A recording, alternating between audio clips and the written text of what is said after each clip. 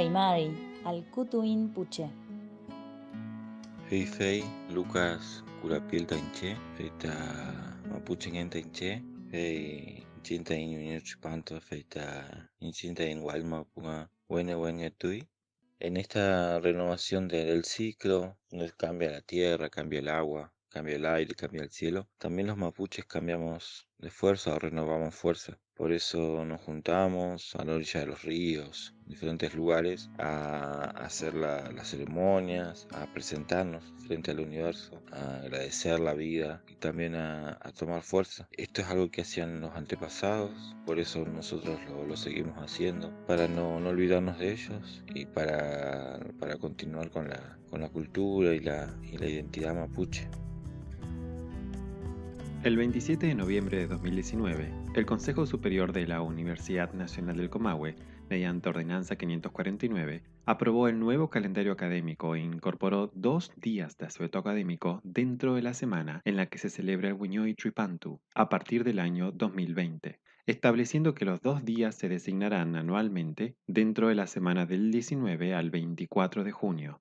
Esta incorporación fue impulsada por Kiduin Chiñ, organización mapuche en la Universidad Nacional del Comahue, organización conformada por estudiantes, docentes y no docentes de nuestra universidad. El Wiñeu Tripantu es el ciclo del tiempo acumulado por el movimiento del Sol. La noche más larga marca el final del ciclo de tiempo que al cabo de un año se renueva, con el gradual regreso del Sol. En medio de la gran noche, la gente aguanta y se anima, sin importarles la helada que el invierno le propina, porque es mayor la esperanza y el fueguito que nos cuida. Y vuelve a nacer. Estudiar las lenguas supone una dificultad a la que no se enfrentan otras disciplinas. En otras investigaciones, el objeto de estudio es diferente a los instrumentos que se emplean para analizarlo y describirlo. En el caso de la lingüística, el objeto de estudio es el lenguaje, y el instrumento que se emplea para abordarlo es necesariamente el lenguaje. Por esto es que debemos tener mucho cuidado en no confundir el objeto con el instrumento. Si nuestro objeto son las lenguas, las etiquetas que propongamos para clasificarlas son nuestro instrumento, y como tal, pueden requerir revisiones permanentes. Una clasificación que se desarrolló en el siglo XIX y se utiliza aún para determinar tipos de lenguas es la que pone el foco en la complejidad observada al interior de las palabras. Para entender a qué nos referimos, tomemos una palabra como izamientos. En su interior podemos reconocer una parte que nos permite a izar, izable, izado, etc. Otra que encontramos en aislamiento, nacimiento, etc. Y finalmente, una marca que identificamos cada vez que formamos un plural, la S, casas, nacimientos, etc. Es decir, al interior de la palabra izamientos reconocemos al menos 3 formas, isa, miento y la S de plural. En otros casos es más difícil o imposible hacer una segmentación así. Esto es lo que sucede con palabras como ayer, no o mástil. La clasificación que presta atención a estos aspectos se denomina clasificación morfológica y etiqueta las lenguas de acuerdo a la complejidad de las palabras que forman parte de su vocabulario. Por supuesto, no todas las palabras de una lengua presentan la misma complejidad, pero sí podemos identificar ciertas tendencias que permitirían ubicar a las lenguas dentro de un grupo u otro. Estos grupos son lenguas aislantes, aquellas lenguas en las que predominan las palabras como ayer, es decir, con escasa complejidad en su interior y que no varían en su forma. Lenguas flexivas, Aquellas lenguas en las que encontramos modificaciones en la forma de las palabras de acuerdo a la información gramatical en juego. Casa, singular, casas, plural. lenguas sintéticas, Aquellas lenguas en las que predominan palabras como izamiento, que tiene mayor complejidad. lenguas polisintéticas, Aquellas lenguas en las que una palabra acumula mucha información, tanta como la que identificamos en frases enteras. una de las lenguas que recibe la etiqueta de polisintética es el mapudungún o mapuche dungún.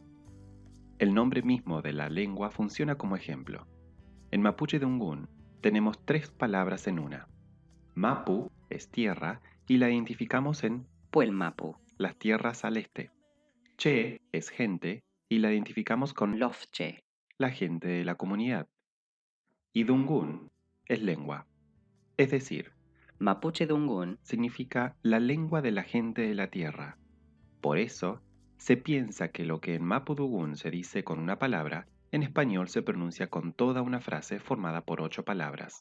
Sin embargo, esta discusión parte de asumir que la palabra es el objeto de estudio y no una herramienta que hemos propuesto los lingüistas para describir el objeto de estudio. Es decir, se asume que hay consenso sobre la definición de palabra y que es un objeto identificable de la misma manera en todas las lenguas. El segundo problema es que la escritura termina teniendo un rol en nuestra demarcación de la palabra, como la escritura es, en realidad, una tecnología independiente.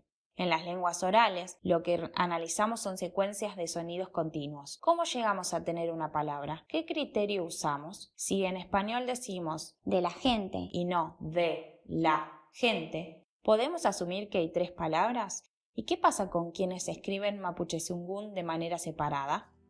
Tenemos que ser conscientes de que cada vez que separamos o unimos partes o palabras, tomamos una decisión que no es intrínseca a la lengua. De hecho, el español no siempre se escribió de la misma manera. Palabras que hoy se escriben separadas antes se escribían juntas, y lo mismo al revés. Kapichin alkutuin. Estas cuestiones son relevantes porque suponen un criterio de clasificación basado en una herramienta que no funciona igual para cada lengua. Para salvar esta dificultad, el gran lingüista Juan Carlos Moreno Cabrera propone considerar la palabra natural en todos los casos y dejar de lado la escritura. Así, la unidad palabra se define por un acento nuclear, elementos que la rodean y caídas de sonido. Es decir, de la gente cuenta como una palabra, no como 3. Cuando se analizan las lenguas a partir de esta definición de palabra, los números cambian bastante y nos encontramos con que el español puede tener palabras tan complejas como el mapudungun. Ante la igualdad de condiciones en los elementos de análisis, encontramos que no hay un exotismo particular en Mapudungun y no hay diferencias tan significativas desde este punto de vista con el español. Las principales diferencias surgen de la manera de escribir y segmentar el continuum de sonidos, y de considerar que palabra es parte del objeto de estudio y no una herramienta de análisis. Es interesante tener en mente estas cuestiones cuando se proponen sistemas de escritura para lenguas con menor tradición escrita, ya que no solo está en juego el grafemario que se utilizará, sino también las decisiones que tomemos en cuanto a la segmentación de los sonidos. Si no somos conscientes de esto, podemos terminar alimentando mitos sobre la dificultad o el exotismo de algunas lenguas.